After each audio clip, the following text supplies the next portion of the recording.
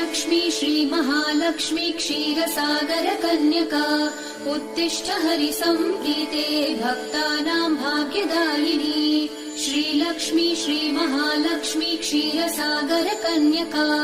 उत्तिष्ठ हरिसम्प्रीते भक्तानां भाग्यदायिनी उत्तिष्ठोत्तिष्ठ श्रीलक्ष्मी विष्णुवक्षस्थलालये उत्तिष्ठ करुणापूर्णे लोकानां शुभदायिनी